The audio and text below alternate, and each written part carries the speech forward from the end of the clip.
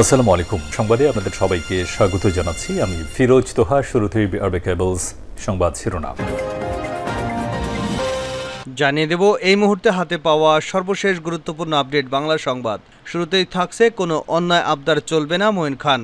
অচিরেই একটা অবাধ, সুষ্ঠু ও নিরপেক্ষ নির্বাচন দেওয়ার জন্য অন্তর্বর্তীকালীন সরকারের প্রতি আহ্বান জানিয়েছেন বিএনপির স্থায়ী কমিটির সদস্য ডক্টর আব্দুল মঈন খান।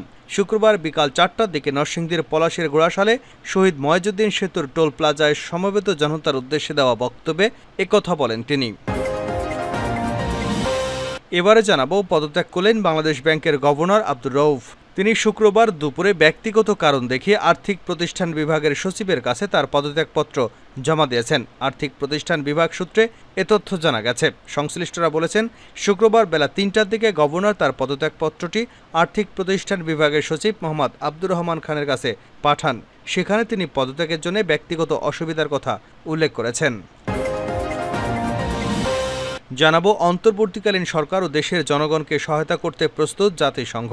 এমনটাই জানিয়েছে সংস্থাটির উপমুখপাত্র ফারাহ হক। বৃহস্পতিবার নিউ ইয়র্কে নিয়মিত সংবাদ সম্মেলনে এক প্রশ্নের জবাবে একথা বলেন তিনি।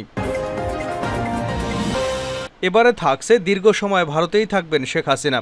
গণ আন্দোলনের মুখে পদত্যাগ করে দেশ ছেড়ে ভারতে পালিয়ে আশ্রয় নিয়েছেন শেখ হাসিনা। সেখান থেকে তার অন্য কোথাও যাবার কথা ছিল। তবে বাংলাদেশের সাবেক প্রধানমন্ত্রী ভারতেই থাকছেন বলে জানিয়েছেন মার্কিন সংবাদ মাধ্যম সিএনএনের সহযোগী সংস্থা নিউজ 18। এদিকে ৪১৭ থানায় সেনা পুলিশের হারানো অস্ত্র উদ্ধারে অভিযান। ঢাকার ২৯টি থানাসহ দেশের ৪১৭টি থানায় সেনা সদস্য মোতায়েন করা হয়েছে, যারা পুলিশের হারিয়ে যাওয়া অস্ত্র উদ্ধার অভিযান পরিচালনা করছেন বলে জানিয়েছে আন্তঃবাহিনী জনসংযোগ পরিদপ্তর। শুক্রবার আইএসপিআর এক সংবাদ বিজ্ঞপ্তিতে এ তথ্য জানায়। এবং সর্বশেষ জানাবো আন্তর্জাতিক সংবাদ। ২ মাসের মধ্যেই সরকারের পতন হতে পারে। পাকিস্তান মুসলিম লীগ নওয়াজের নেতৃত্বাধীন সরকার আর মাত্র ২ মাস ক্ষমতায় টিকতে পারে বলে মন্তব্য করেছেন দেশটির সাবেক প্রধানমন্ত্রী ইমরান খান। পাকিস্তানের রাওয়ালপিন্ডি আদিয়ালা কারাগারে স্থাপিত অস্থায়ী এজলাসে গতকাল বৃহস্পতিবার সাংবাদিকদের কাছে এমন পূর্বাভাস দিয়েছেন তিনি। এতক্ষণ শিরোনাম শুনছিলেন, এবার বিস্তারিত। প্রিয় দর্শক, আপনি যদি এই চ্যানেলে নতুন হয়ে থাকেন, ভিডিওটি দেখতে দেখতে চ্যানেলটি সাবস্ক্রাইব করে আমাদের সঙ্গে থাকুন। আর এই ভিডিও সম্পর্কে আপনি আপনার মূল্যবান মতামতটি কমেন্ট বক্সে জানিয়ে দিন। আর হ্যাঁ প্রিয় দর্শক, জানিয়ে দিন ভিডিওটি কোথা থেকে দেখছেন। কোনো অন্যায় আবদার চলবে না মঈন খান। অচিরে একটি অবাধ, সুষ্ঠু, নিরপেক্ষ নির্বাচন দেওয়ার জন্য অন্তর্বর্তীকালীন সরকারের প্রতি আহ্বান জানিয়েছেন বিএনপির স্থায়ী কমিটির সদস্য আব্দুল মঈন খান। শুক্রবার বিকেল ৪টার দিকে নরসিংদীর পলাশের ঘোড়াশালে শহীদ ময়জুদ্দিন সেতুর টোল প্লাজায় সমবেত জনতার উদ্দেশ্যে দেওয়া বক্তব্যে একথা বলেন মঈন খান। এরপরই উপজেলা বিএনপি আয়োজিত বিজয় ও শান্তি মিছিলে যোগ দেন তিনি। মিছিলটি উপজেলার বিভিন্ন সড়ক প্রদক্ষিণ করে। বক্তব্যে সাবেক মন্ত্রী মঈন খান বলেন, ছাত্র জনতার আন্দোলনে শেখ হাসিনার সরকারের পদত্যাগে বাংলাদেশ দ্বিতীয়বারের মতো স্বাধীনতা অর্জন করেছে। এ বিজয়ে বাংলার ১৮ কোটি মানুষের অবদান রয়েছে। শিক্ষার্থীদের তাজা রক্ত বুকের রাজপথে ঢেলে দিয়েছে। তারা বাংলার মানুষের অধিকার ফিরিয়ে দিয়েছে। বাংলার মানুষ আজ মুক্ত। সবার প্রতি অনুরোধ, ঠান্ডা মাথায় এগিয়ে চলুন। ন্যায়নীতি শৃঙ্খলার ভিত্তিতে বাংলাদেশ গড়ে তুলতে হবে। এখানে কোনো অন্যায় আবদার চলবে না। বিজয় এবং শান্তির মিছিলে বিএনপি নেতাকর্মী সহ বিভিন্ন শ্রেণী পেশার অন্তত ২০০০ মানুষ অংশগ্রহণ করেন। পদত্যাগ করলেন বাংলাদেশ ব্যাংকের গভর্নর আব্দুর রউফ। পদত্যাগ করেছেন বাংলাদেশ ব্যাংকের গভর্নর আব্দুর রউফ তালুকদার। তিনি আজ শুক্রবার দুপুরে ব্যক্তিগত কারণ দেখিয়ে আর্থিক প্রতিষ্ঠান বিভাগের সচিবের কাছে তার পদত্যাগপত্র পাঠিয়েছেন। আর্থিক প্রতিষ্ঠান বিভাগ সূত্রে এ তথ্য জানা গেছে। সংশ্লিষ্টরা জানিয়েছেন, শুক্রবার বেলা ৩টার দিকে গভর্নর তার পদত্যাগপত্রটি আর্থিক প্রতিষ্ঠান বিভাগের সচিব মোহাম্মদ আব্দুর রহমান খানের কাছে পাঠিয়ে দেন। সেখানে তিনি পদত্যাগের জন্য ব্যক্তিগত অসুবিধার কথা উল্লেখ করেছেন। এ বিষয়ে সদ্য নিয়োগপ্রাপ্ত অর্থ উপদেষ্টা সালেউদ্দিন আহমেদ বলেন, বিষয়টি সম্পর্কে তিনি অবগত নন। আগামীকাল অর্থ মন্ত্রণালয় এবং তার অধীন ৩টি বিভাগের সঙ্গে বৈঠক রয়েছে তার, সেখানে হয়তো বিষয়টি জানা যেতে পারে। এদিকে ৫ই আগস্ট প্রধানমন্ত্রীর পদ থেকে শেখ হাসিনার পদত্যাগের পর থেকে বাংলাদেশ ব্যাংকে যাননি গভর্নর আব্দুর রউফ তালুকদার। গভর্নরের পদত্যাগের বিষয়ে জানতে চাইলে বাংলাদেশ ব্যাংকের মুখপাত্র মেজবাউল হক বলেন, বিষয়টি তারও জানা নেই।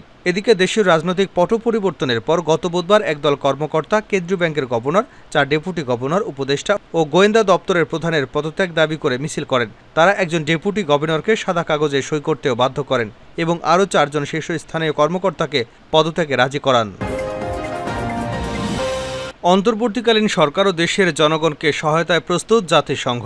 বাংলাদেশের অন্তর্বর্তীকালীন সরকার এবং দেশের জনগণকে প্রয়োজনীয় সহায়তা দিতে জাতিসংঘ প্রস্তুত রয়েছে বলে জানিয়েছেন সংস্থাটির উপমুখপাত্র ফারহান হক। বৃহস্পতিবার নিউ ইয়র্কের নিয়মিত সংবাদ সম্মেলনে এক প্রশ্নের জবাবে তিনি একথা বলেন।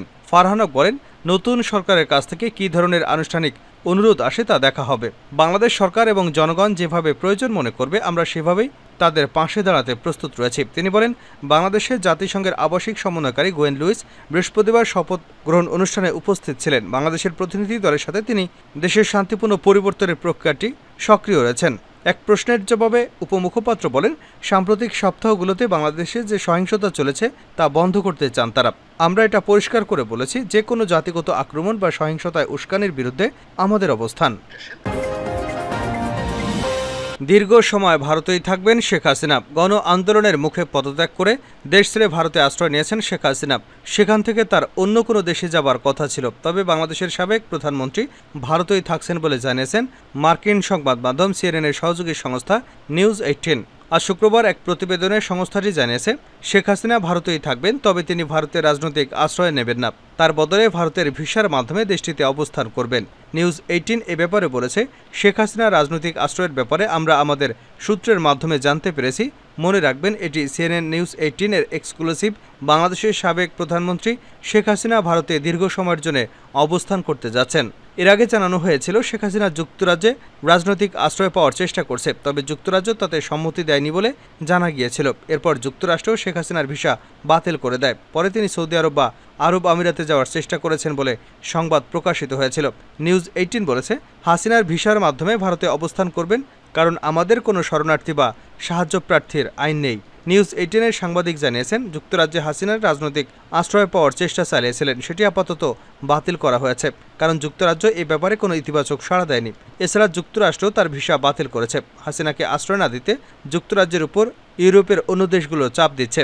তবে ভারত সরকার শেখ হাসিনাকে বলেছে, যতদিন পর্যন্ত তিনি ভবিষ্যৎ পরিকল্পনা ঠিক না করছেন ততদিন পর্যন্ত তিনি ভারতে অবস্থান করতে পারবেন।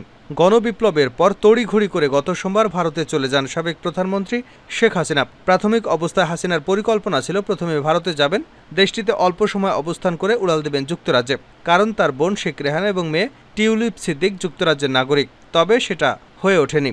সরকারি চাকুরির কোটা নিয়ে কয়েক সপ্তাহব্যাপী বিক্ষোভে 400 জনেরও বেশি লোক নিহত হওয়ার পর গত সোমবার 76 বছর বয়সী শেখ হাসিনা প্রধানমন্ত্রীর পদ থেকে পদত্যাগ করতে বাধ্য হন এবং বাংলাদেশ সেনাবাহিনী তাকে 45 মিনিটের আলটিমেটাম দেওয়ার পর তিনি ঢাকা থেকে ভারতে চলে যান। 2 মাসের মধ্যেই সরকারের পতন হতে পারে ইমরান খান। পাকিস্তানে মুসলিম লীগ নওয়াজের PLMN নেতৃত্বাধীন সরকার আর মাত্র 2 মাস ক্ষমতায় থাকতে পারবে বলে মন্তব্য করেছেন দেশটির সাবেক প্রধানমন্ত্রী ইমরান খান। পাকিস্তানের রাওয়ালপিন্ডির আদিয়ালা কারাগারে স্থাপিত অস্থায়ী ইজলাসে গতকাল বৃহস্পতিবার সাংবাদিকদের কাছে এমন পূর্বাভাস দিয়েছেন তিনি। পাকিস্তানের তেহরিকে ইনসাফের প্রতিষ্ঠাতা ইমরান খান সাংবাদিকদের বলেন, সরকার একটি বিপর্যয়কর পরিস্থিতির মধ্যে রয়েছে। শাসকেরা বোকার মতো কাজ করছেন, তারা কিছু মেনে নিতে চান না। এই কারাগার থেকে আমি অনুমান করছি যে এ সরকারের হাতে আর মাত্র 2 মাস সময় আছে। এ সময় গত বছরের 9 মের দাঙ্গার জন্য শর্তাধীন ক্ষমা চেয়ে বুধবার তিনি যে বিবৃতি দিয়েছেন সেই সম্পর্কে কথা বলেন ইমরান খান। তিনি বলেন, তিনি শর্তহীন ক্ষমা চেয়েছেন বলে মানুষের মধ্যে যে ধারণা ছড়িয়েছে তা ভুল। তাকে দুর্নীতির মামলায় গ্রেপ্তারের পর পাকিস্তান জুড়ে যে সহিংস বিক্ষোভ ছড়িয়েছিল তাতে পিটিআই নেতা কর্মীদের জড়িত থাকার প্রমাণ পেলেই ক্ষমা চাইবেন তিনি। 9 মের দাঙ্গায় বিভিন্ন সরকারি সম্পদ ও সামরিক স্থাপনায় হামলা চালায় সহিংস বিক্ষোভকারীরা। ইমরান খানের ভাষ্য মতে, ওই হামলায় পিটিআই নেতা কর্মীরা জড়িত ছিলেন না, তারা শৃঙ্খলাপূর্ণভাবে বিক্ষোভ করছিলেন, তারপর তাদের সন্ত্রাসী তকমা দেওয়া হয়েছে। ইমরান বলেন, আমি কি এতটাই বোকা যে আমাদের লোকজনকে সেনাবাহিনীর উপর হামলা চালাতে বলবো? সাংবাদিকদের সঙ্গে আলাপচারিতায় পাকিস্তানের নির্বাচন কমিশন নিয়েও কথা বলেন সাবেক এই প্রধানমন্ত্রী। দেশটির প্রধান নির্বাচন কমিশনার সিসি সিকান্দার সুলতান রাজার বিরুদ্ধে অভিযোগের আঙুল তোলেন তিনি। সিসি অতীতে জালিয়াতি নির্বাচনের আয়োজন করেছিল। উপনির্বাচনে তারা জাল ভোট দিয়ে ব্যালট বাক্স ভর্তি করেছিল। এই সময় ইমরান খান বলেন, ক্ষমতাসীন সরকারের অধীনে কোনো অন্তর্বর্তীকালীন ব্যবস্থা মেনে নেবে না তিনি। একই সঙ্গে বর্তমান সিইসির অধীন কোনো নির্বাচন আয়োজনের বিষয়েও নারাজ তিনি।